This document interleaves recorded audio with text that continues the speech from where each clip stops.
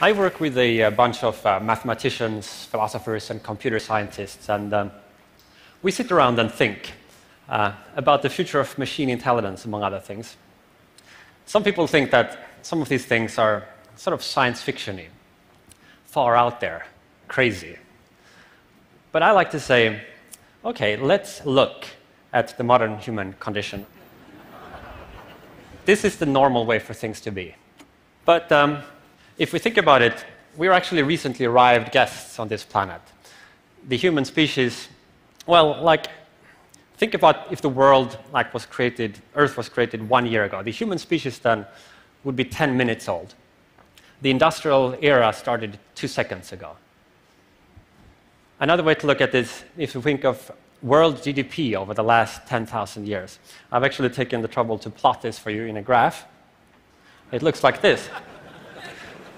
It's a curious shape for a normal condition. I sure wouldn't want to sit on it.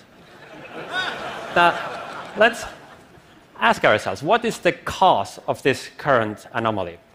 Some people would say it's technology. Now, it's true. Technology has accumulated through human history. And right now, technology advances extremely rapidly. That is the proximate cause. That's why we are currently so very productive. But I like to think back further to the ultimate cause. Look at these two highly distinguished gentlemen. We have Kanzi.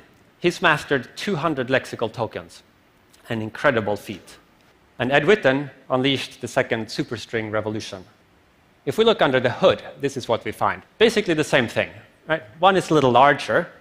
It maybe also has a few tricks in the exact way it's wired. These invisible differences cannot be too complicated, however, because there have only been 250,000 generations since our last common ancestor, and we know that complicated mechanisms take a long time to evolve. So a bunch of relatively minor changes take us from Kanzi to Witten, from broken-off tree branches to intercontinental ballistic missiles. So this then seems pretty obvious that everything we've achieved, pretty much, and everything we care about depends crucially on some relatively minor changes that made the human mind. And the corollary, of course, is that any further changes that could significantly change the substrate of thinking could have potentially enormous consequences. Some of my colleagues think we are on the verge of something that could cause a profound change in that substrate, and that is machine superintelligence. Artificial intelligence used to be about putting commands in a box. You would have human programmers that would painstakingly handcraft knowledge items. You'd build up these expert systems, and they were kind of useful for some purposes, but they were very brittle.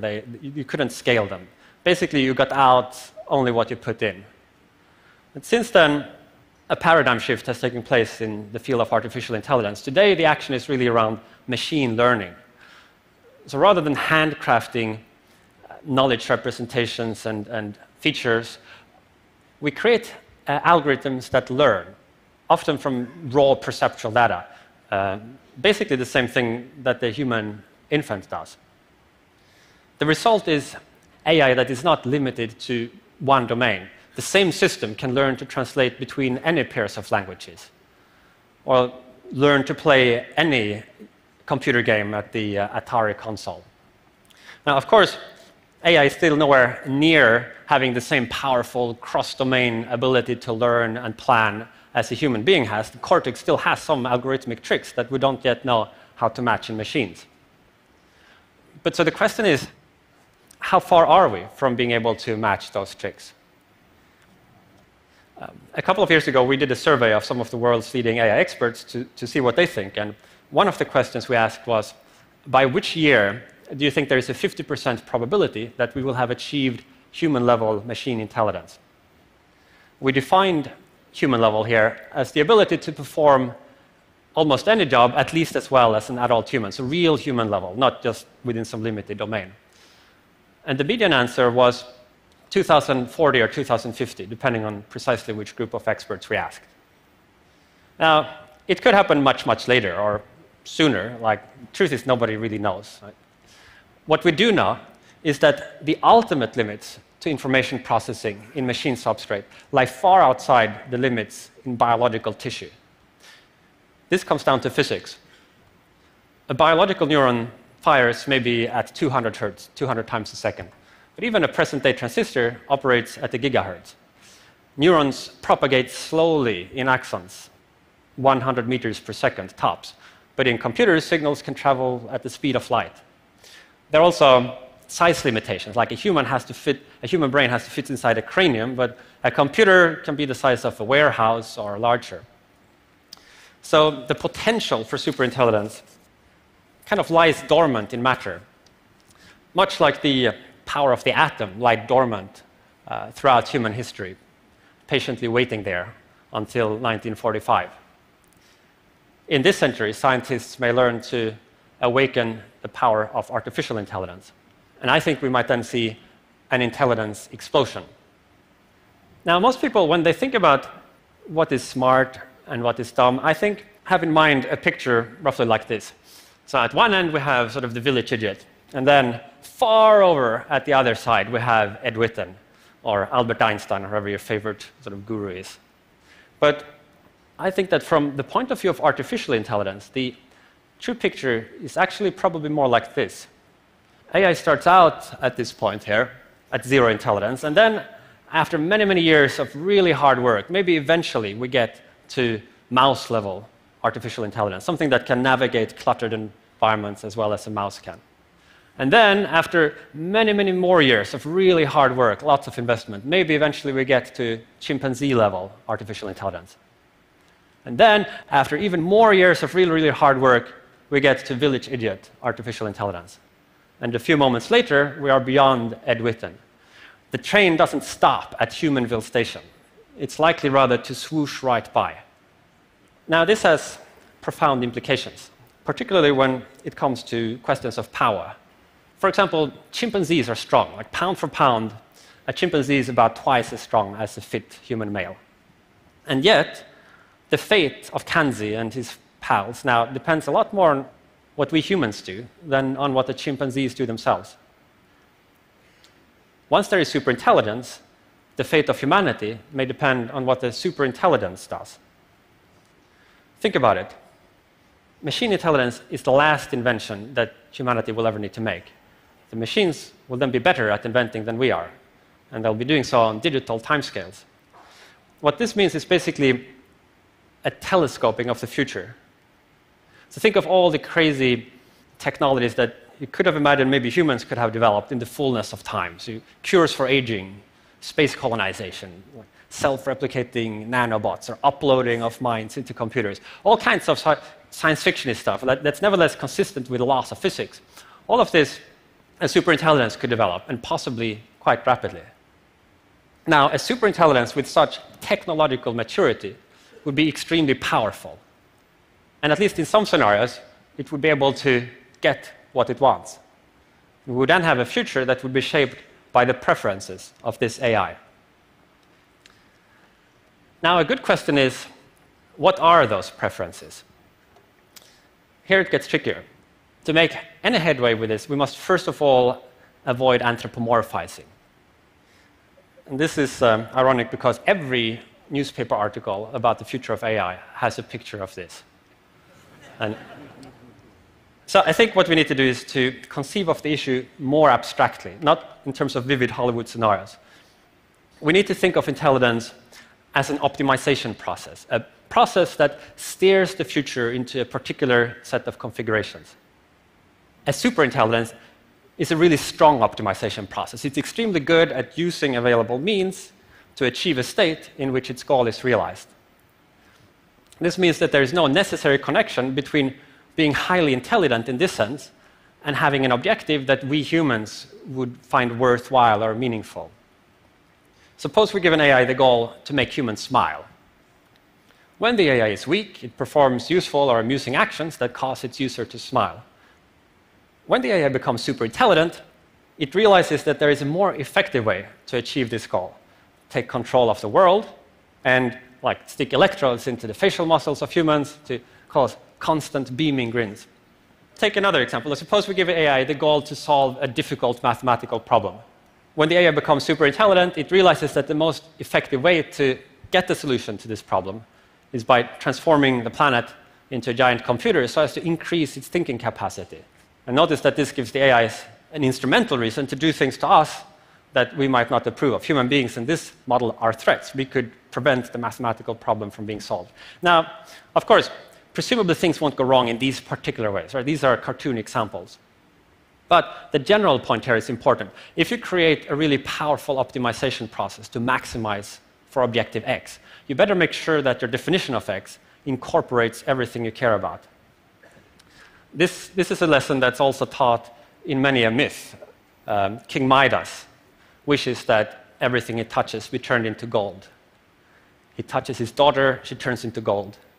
He touches his food, it turns into gold. This could become practically relevant, not just as a metaphor for greed, but as an illustration of what happens if you create a powerful optimization process and give it a misconceived or poorly specified goal. Now, you might say, well, like, if a computer starts sticking electrodes into people's faces, like, we just shut it off. A, this is not necessarily so easy to do if we've grown dependent on the system. Like, where is the off switch to the internet? B, why haven't the chimpanzees flicked the off switch to humanity? Or the Neanderthals? Like, they certainly had reasons. We have an off switch, for example, right here. The reason is that we are an intelligent adversary. We can anticipate threats and plan around them, but so could a super intelligent agent, and it would be much better at that than we are. Point is, we should not be confident that we have this under control here. And we could try to make our job a little bit easier by, say, putting the AI in a box, like a secure software environment, a virtual reality simulation from which it cannot escape.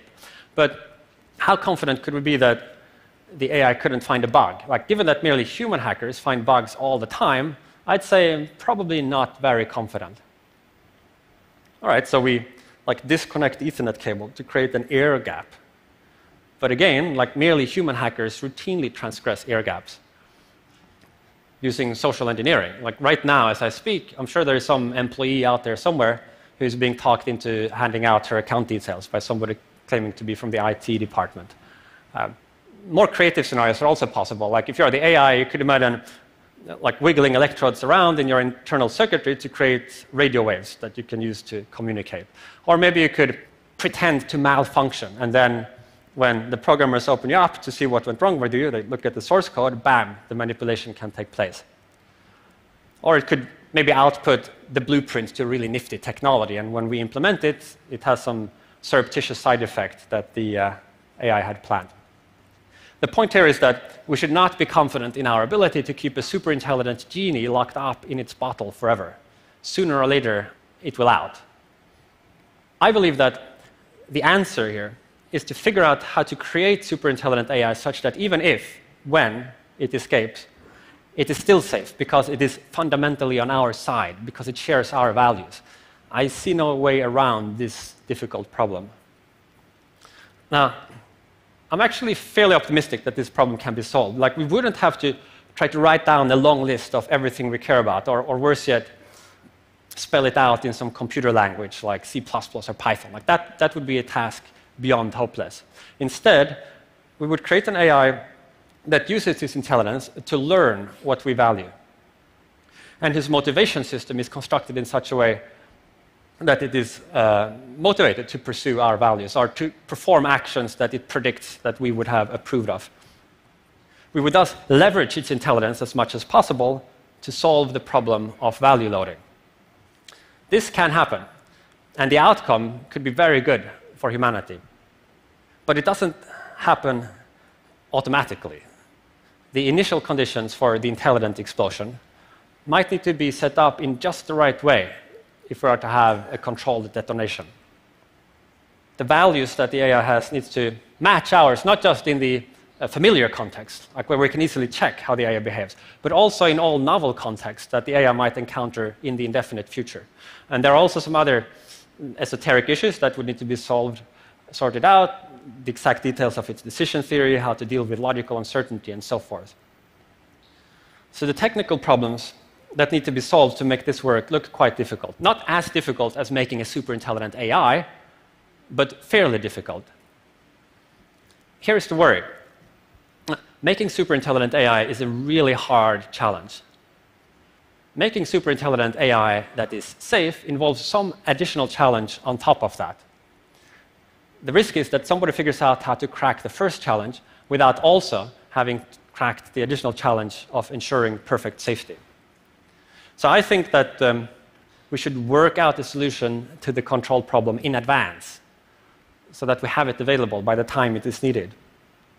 Now, it might be that we cannot solve the entire control problem in advance because maybe some element can only be put in place once you know the details of the architecture where it will be implemented. But the more of the control problem that we solve in advance, the better the odds that the transition to the machine intelligence era will go well. This to me looks like a thing that is well worth doing.